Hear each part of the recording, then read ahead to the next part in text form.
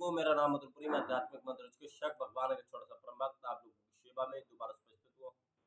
आज मैं आप सभी को पॉइंट टू पॉइंट एक बात बताऊंगा। जो साधना है आज मैं आप लोगों को दे रहा हूँ, वह साधना का नाम है क्षेत्रफल निराकारी साधना।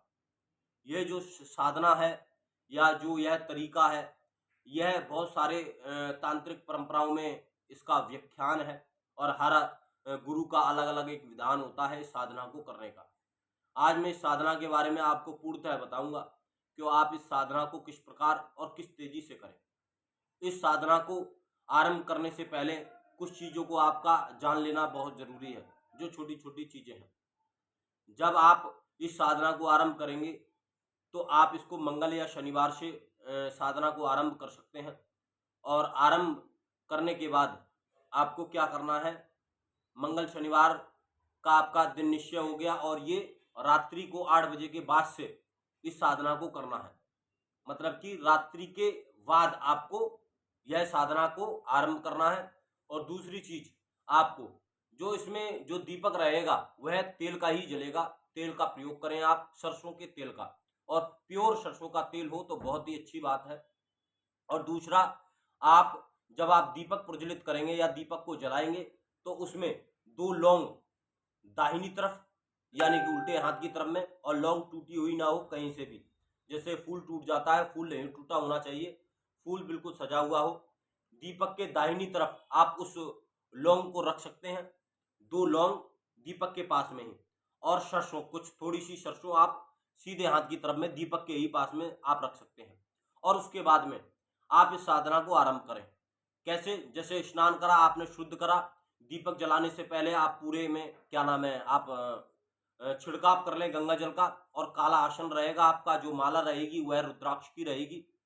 रुद्राक्ष की माला से आपको जाप करना है। 1 घंटे आप कर सकते हैं, या आप उस मंत्र को गिन सकते हैं, यानी कि आप 11 माला कर सकते हैं, 21 माला कर सकते हैं, 51 माला कर सकते हैं, या 11,000 माला कर सकते हैं। इस प्रकार से आप माला का विधान रखें, ठीक है, जैसे आपको सूटेबल लगे। अब जो आप साधना करेंगे, अगर आपने 21 माला आरंभ करी है तो आप 21 माला ही करेंगे। ऐसा नहीं है कि आपने 21 माला आप कर ली तो आप 11 माला अगले दिन कर लेंगे, फिर 1 माला अगले दिन कर लेंगे। इस तरीके से नहीं करना है। अगर आप 11 माला कर रहे हैं तो 11 माला ही करेंगे। अगर आप 21 माला कर रहे हैं तो 21 माला ही करेंगे। तो जो इसका मुख रहेगा, जो ये मुख आप मतलब कि आप साधना स्टार्ट करने से जो मुख रहेगा साधना के दौरान, वह रहेगा पूर्व या उत्तर की तरफ में। पूर्व उत्तर की तरफ में आप इसको मुख कर सकते हैं।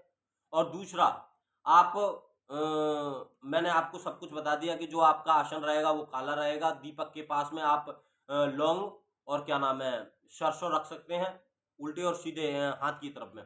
उल्टे में मतलब कि लौंग, और सीधे पे आप क्या नाम है, सरसों रख सकते हैं। सरसों के तेल का दीपक जलेगा। और जो तस्वीर रहेगी वह शंकर भगवान की आप रख सकते हैं, या भैरव की रख सकते हैं, या काल भैरव की रख सकते हैं। और ये जो साधना है यह क्षेत्रपाल निराकारी की साधना है।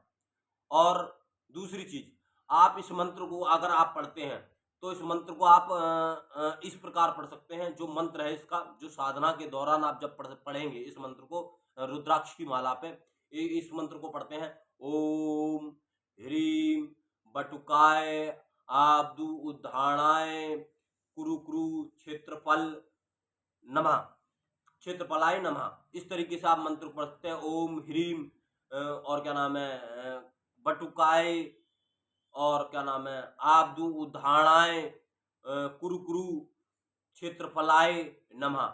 यह मंत्र है। अगर आपको मंत्र नहीं याद होता है, आपको मंत्र नहीं पता चलता है, तो आप मुझे बता देना, मैं आपको कमेंट सेक्शन में इस मंत्र को दे दूंगा।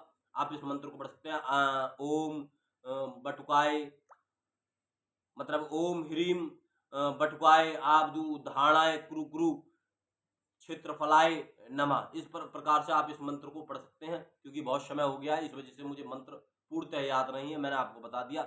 इस मंत्र को आप इस प्रकार पढ़ सकते हैं। और दूसरी चीज, आप इस साधना को स्टार्ट करें, और जब आप स्टार्ट करेंगे मंत्र को पढ़ने से पहले दाहिने हाथ में जल लें।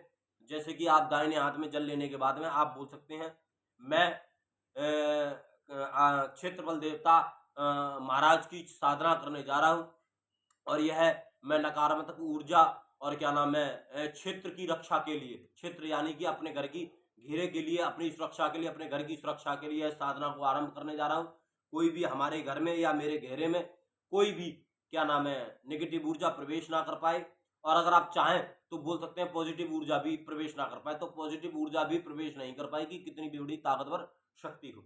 और उसके बाद में अपना नाम, गोत्र, स्थान, जगह का स्थान ले सकते हैं, और उसके बाद में आप जल को छोड़ दें वहां पर। और फिर उसके बाद में जब आप मंत्र पढ़ेंगे, और मंत्र को पढ़ते पढ़ते ऐसे करके ओम ह्रीं बटुकाय आब्दू उद्धाणाय कुरु कुरु क्षेत्रफलाय नमः, इस प्रकार से आप मंत्र को पढ़ सकते हैं।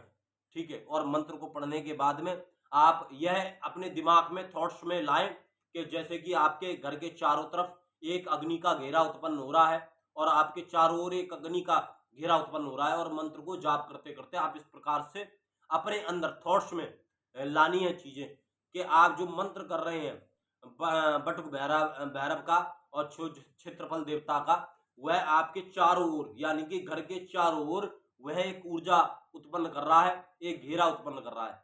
जब आप इस साधना को लंबे समय तक करेंगे, यानी कि रात्रि के 8 बजे के बाद ही आप इसको आरंभ करेंगे, तो आप देखेंगे कि आपके घर में कोई भी निगेटिव ऊर्जा पूर्णतः प्रवेश नहीं कर पा रही है, आपके ऑरे में कोई भी चीज प्रवेश नहीं कर पा रही है। अब लास्ट जब आप संपन्न करेंगे, अब इस साधना को संपन्न कर देंगे, जब आपने रात्रि को इस साधना को आरंभ करा, अब जो सामग्री आपकी बच गई है जैसे कि लौंग और सरसों, उसका क्या करना है आपको, तो मैं आपको बता दूं, वह जो लौंग है वह या तो उसको आप बहते हुए पानी में प्रवाहित कर दें, या किसी वृक्ष के नीचे जैसे कि पीपल हो गया, या किसी विशेष वृक्ष के नीचे जहां कोई लोग मूत्र वगैरह ना करते हो, पेशाब वगैरह ना करते हो, बैठते उठते ना हो, इस प्रकार से आप उस वृक्ष के नीचे सरसों को और क्या नाम है लौंग को आप रख सकते हैं। रात्रि समाप्त होने के बाद सुबह के टाइम में आप उसको ले जाकर रख सकते हैं। अगर आप इसको बहते हुए पानी में प्रवाहित कर देंगे तो यह बहुत ही ज्यादा लाभदायक होगा आप लोगों के लिए। मेरा तो मानना यह है कि आप इसको बहते हुए पानी में ही क्या नाम है प्रवाहित करें, तो आप इस साधना को पूर्णतः आप कर सकते हैं। लेकिन इसका विधान बहुत ही अलग अलग है, इसके मंत्र भी बहुत सारे हैंगे, और क्या नाम है हर तांत्रिक का एक अलग अलग विधान होता है। जैसे वाम मार्ग में इसका अलग विधान है, और तंत्र मार्ग में इसका अलग विधान है, और शमशान मार्ग में इसका अलग विधान है। तो इसी प्रकार से अपनी साधना को आरंभ करें। जय श्री राम, जय महाकाल।